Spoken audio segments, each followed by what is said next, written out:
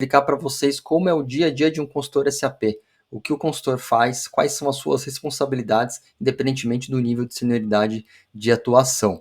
Bom, eu sou o Guilherme Serafian, consultor SAP BP, esse é o Supply em Foco, canal dedicado ao Supply Chain. Sejam todos bem-vindos e já vou pedir aquele apoio de vocês. Se vocês ainda não se inscreveram, se inscrevam aqui no canal do YouTube, curte o vídeo, compartilha com os amigos para que o conteúdo do Supply em Foco chegue a mais pessoas.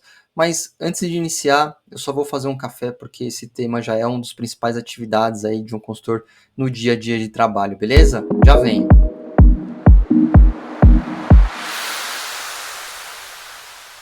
Agora sim, já estou aqui com o meu café e bora para o vídeo. Então, para começarmos, eu vou falar um pouco da função do consultor SAP, né, com relação aos projetos e clientes. Uma das principais funções de um consultor é implementar e personalizar o SAP para atender os requisitos de negócios específicos dos seus clientes, né? O consultor trabalha em conjunto com seus clientes para entender seus processos de negócio, identificar áreas de melhorias e projetar soluções para que possam agilizar e automatizar esses processos, né? Bom, beleza, entendido. Agora, qual é a função de um consultor? Vamos falar do checklist, que na maioria das vezes é básico para qualquer consultor quando está atuando em um projeto, e eu vou separar em alguns tópicos para vocês aqui, né? Primeiro tópico é organizar suas tarefas do dia a dia, né? Ou seja, avaliar quais reuniões estão sendo programadas para aquele dia, qual o público envolvido nas reuniões e entender se o consultor precisa preparar algum material, alguma apresentação, ou se, por exemplo, dependendo do tema da reunião, né, ele precisa se preparar, né, estudar ou pesquisar sobre o tema que vai ser falado na reunião. Segundo tópico, quais atividades ficaram pendentes do dia anterior e que precisam dar continuidade no dia atual e mais as atividades que já estavam planejadas para esse dia, né? Isso é fundamental para o consultor conseguir se programar e se organizar com prazos e metas das atividades, né, que já estão previstas. E aí para isso tem algumas ferramentas, né, que eu utilizo para auxiliar nessa organização. Uma delas é o Planner da Microsoft. Então, para você que trabalha com Teams, por exemplo, na sua empresa, já facilita bastante, porque você vai conseguir atribuir essas tarefas por status e responsável, no estilo Kanban. Essa ferramenta é uma boa sugestão para você se organizar com os prazos e ter essas visibilidades das tarefas, né? Então, esses dois tópicos que eu citei agora são iniciais aí no dia a dia do consultor para se organizar com as suas tarefas, reuniões. E inicialmente podemos dividir essas reuniões também internas entre a equipe técnica e reuniões diretamente com o cliente, né? Para realizar esse checklist de atividades e status do andamento das tarefas técnicas, né? Dentro desse contexto de implementação de projeto, por exemplo, quando você está no andamento no projeto, o que o consultor faz ao longo do dia, né? Vamos imaginar que a empresa tem seus requerimentos de processo que precisam ser contemplados no SAP, ou até mesmo um problema a ser resolvido, né?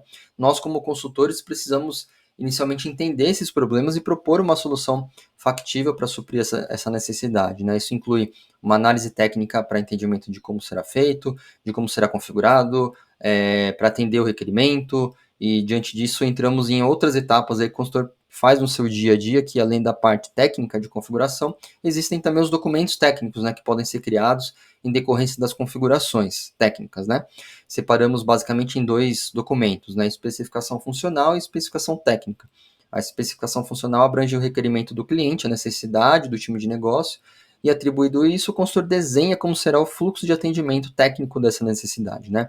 Descreve o que será feito, se existe mudança de processo, de acordo com o que será configurado, e se existirá alguma integração com outros módulos no processo, né? É muito usual também a validação e aprovação da spec funcional por parte do cliente. Geralmente, quem solicitou o requerimento faz uma reunião com o consultor para repassar esses detalhes do documento e o que o consultor criou, para avaliar se não faltou nenhum detalhe, um ponto de vista do time de negócio, etc, né? Já a spec técnica, o consultor entra no detalhe da configuração em si, por exemplo, tabelas, aplicativos, transações que serão configuradas, nome de campos, se existe integração com outro sistema, tudo isso tem que estar especificado nesse desenvolvimento, né, principalmente se for alguma coisa Z que a gente fala, né. Então, em paralelo a isso, o consultor também realiza as configurações, né, que é uma atividade aí usual, e junto com as documentações ele vai seguir uma lógica ali de sequência de configuração, né, dependendo do que vai ser feito, né, no projeto, a documentação técnica é feita antes da configuração.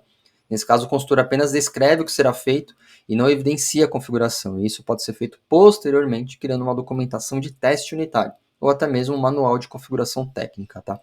Então, quando entramos em uma outra atividade do consultor, que são os testes unitários integrados, né, dependendo da fase do projeto, ou até mesmo quando se trata de suporte, por exemplo, né, OMS, com o cliente, né, então, para esses testes e soluções de problemas encontrados, o consultor precisa confirmar que o SAP está operando corretamente, né?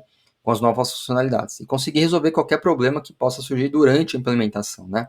O consultor deve realizar esses testes prévios. Além das atividades que podem ser realizadas em uma implementação do SAP dentro de um projeto, temos também as atividades do suporte, né?